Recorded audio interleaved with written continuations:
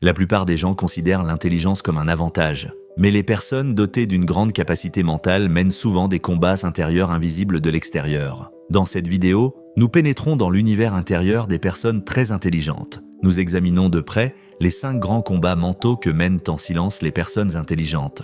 Numéro 1. L'esprit ne se tait jamais. Les personnes intelligentes n'aiment pas que leur esprit reste inactif. Une pensée n'est pas encore terminée qu'une autre prend déjà le relais. Même le silence n'est pas un vide pour elles, mais seulement un espace où les sons s'éteignent et où les pensées s'élèvent. Cette situation est souvent qualifiée de réflexion excessive. En réalité, ce n'est pas un défaut. C'est un mécanisme de défense sophistiqué de l'esprit qui vous avertit des risques. L'esprit analyse à l'avance les risques, les probabilités et les conséquences possibles, avant même que quiconque ne s'en aperçoive. Mais c'est là que le problème commence. Ces pensées ne s'arrêtent jamais. Même pendant les moments de repos, l'analyse se poursuit. Le passé est rejoué, l'avenir est rempli de scénarios. L'esprit ne fait pas cela pour vous épuiser, il essaie de vous protéger, pour ne pas perdre le contrôle, ne pas faire d'erreurs, ne pas subir de dommages. Mais avec le temps, cette protection devient un fardeau, car être constamment sur le qui-vive use l'esprit. Si vous aussi vous avez l'impression que votre esprit ne se tait jamais, vous n'êtes pas seul. C'est peut-être le prix à payer pour voir le monde plus profondément. Numéro 2. Tout voir trop clairement. La plupart des gens ne remarquent pas les détails.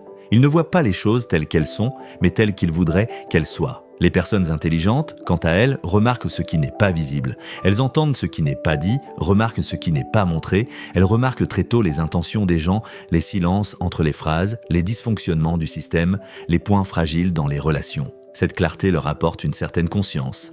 Mais elle leur impose également un fardeau. Car voir la réalité n'est pas réconfortant, cela perturbe souvent la paix intérieure. Elle réduit les attentes envers les gens, fait perdre l'espoir dans la vie. Voir ce que les autres ne voient pas ne vous rend pas toujours plus fort. Parfois, cela ne fait que vous rendre plus seul, car tout le monde ne veut pas entendre la vérité. Pour certains, le brouillard est plus confortable que la réalité. C'est pourquoi les gens intelligents sont souvent déçus, car ils se basent sur les faits, pas sur leurs espoirs. Et les faits sont rarement romantiques.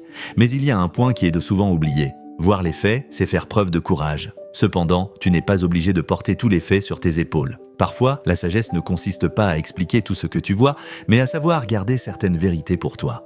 Numéro 3, la pression constante de réussir. Au bout d'un certain temps, l'intelligence n'est plus un talent, mais une attente. Au début, votre entourage vous regarde et vous dit « tu vas y arriver ». Avec le temps, cette voix se tait. Mais cette fois, c'est vous qui commencez à dire les mêmes mots. « Je devrais pouvoir le faire.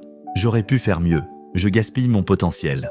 Ces phrases semblent motivantes, mais la plupart du temps, elles ne font pas avancer les gens, elles les font reculer. Cette pression ne vient pas de l'extérieur, elle ne provient pas des applaudissements, mais du jugement intérieur de chacun. Elle parle silencieusement dans les moments où personne ne la voit. Et finalement, elle nous rappelle la réalité la plus difficile. Votre valeur ne se mesure pas uniquement à ce que vous produisez, mais l'esprit a toujours du mal à l'accepter.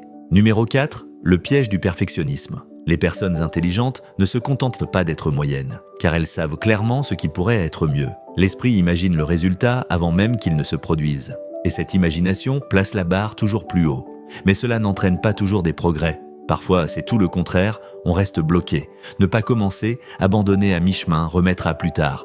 Car ce qui est produit n'est pas à la hauteur de ce que l'esprit avait imaginé. La pensée, si ce n'est pas parfait, alors tant pis, entre en jeu. Cette pensée semble être une forme de discipline vue de l'extérieur. Mais en réalité, c'est une peur qui agit à l'intérieur, la peur de paraître insuffisant, d'être critiqué, de décevoir. C'est pourquoi le perfectionnisme n'est pas synonyme de qualité. C'est souvent un piège silencieux qui retarde le progrès et éloigne la personne de son potentiel.